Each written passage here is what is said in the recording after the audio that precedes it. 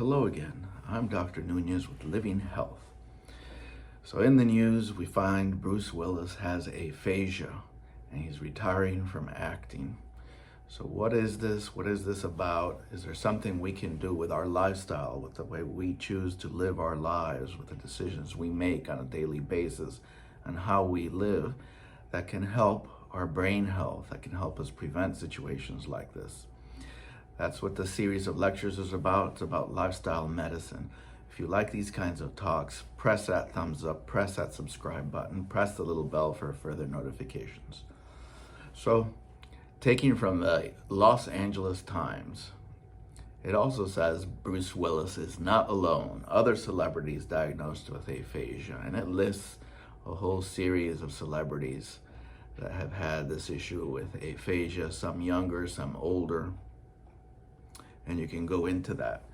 And I'll cite the different articles down below so you could look at it as well and click on it when you're spare time.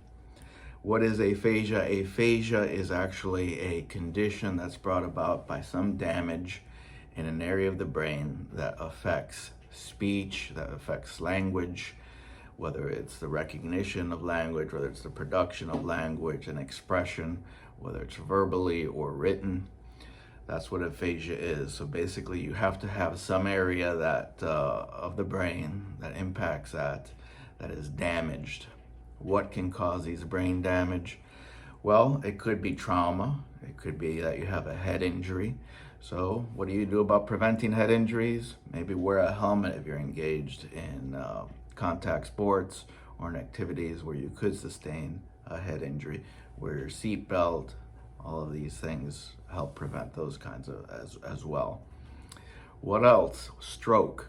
Stroke is another cause for head injury. And I want to highlight here, I don't know what the cause of Bruce Willis's aphasia is, but these are things that can produce aphasia.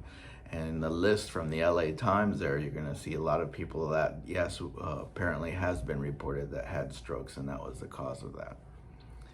So how do you prevent strokes? Well, there are a couple of kinds of strokes. There's ischemic stroke, where you have obstruction to the little blood vessels. Sometimes they're small, that go up into the brain, and that causes damage as blood can't get to those little areas of the brain. There's the other kind of stroke, which is from a bleed, or a hemorrhagic stroke, and those are sometimes produced by aneurysm. And that lists from the LA Times of folks that have been affected with aphasia. Some have been due to aneurysms, to brain bleeds, as is sometimes referred to, which are hemorrhages. So those are two kinds of strokes. What can you do about these strokes? In general, you know, what's healthy for your heart is going to be healthy for your brain. So yes, blood pressure, you have to keep that in check. If you have high blood pressure, keep it under control. And if you have high cholesterol, keep that under control. You don't want any little obstructions going up into the brain. If you have a family history of brain aneurysms, then you should tell your doctors, your healthcare providers, and they can do some screening studies perhaps to help assess that early on. So what do you do about blood pressure? Well, from a nutritional perspective, you could eat low in salt, and we've spoken about this in other lectures where we talk about the DASH diet, the dietary approaches to stop hypertension, which is very low in sodium. That's salt, principally. And salt can be in soy sauce and MSG and all these other flavorings sometimes that are added into foods. So the idea would be to bring down your sodium intake to about 1.5 grams a day, 1,500 milligrams a day, which is quite low. So try not to cook with salt, try not to go out and eat a lot of packaged or canned foods that might be rich in salt. There are a lot of options out there to eat low in salt. Fast food can be problematic as well.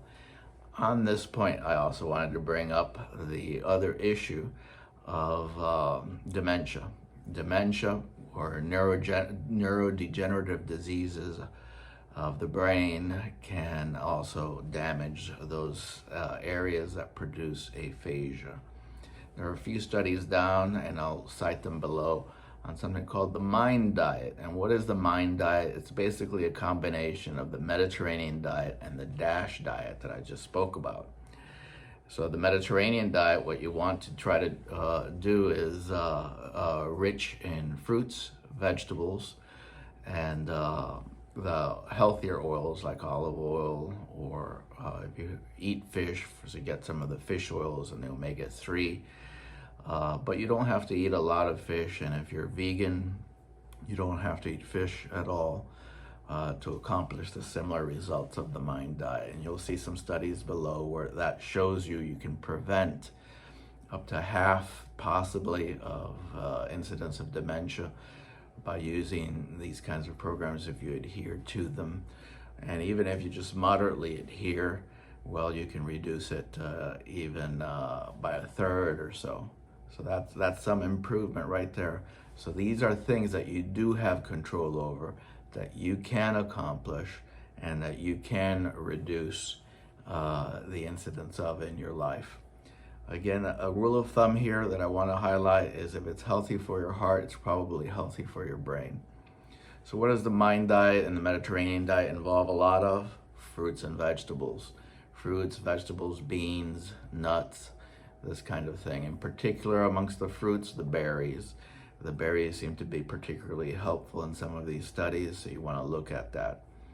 You want a lot of vegetables like spinaches, leafy vegetables, and the like. Avoid some of the starchy vegetables or root vegetables.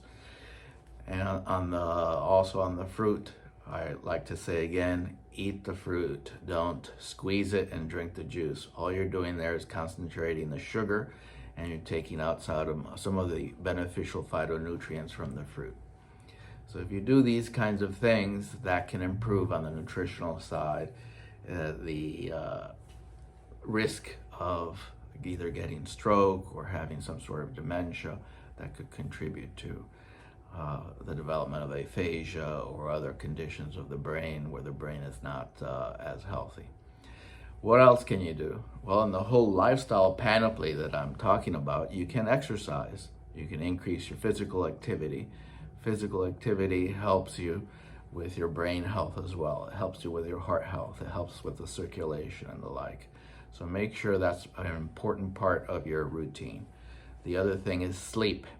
Make sure you're getting proper enough sleep, 7 to 9 hours every night. And we have other little talks about sleep. Impaired sleep, there are studies out there that show that if you sleep 5 hours or less, or in that neighborhood, you do have an increased risk of dementia. It's not good for your brain. So try to restore that. Natural sleep is the best kind of sleep if you can get it. And I have some talks on how you can move in that direction as well.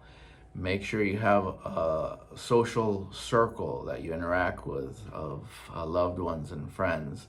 Things like depression can impact your mental state and make dementia worse, make your memory worse, and the like. So the social circle you have, the support structure you have around you, your ability to interact with people will help you overcome feelings of being down or depressed and the like. So that is an important component of lifestyle as well.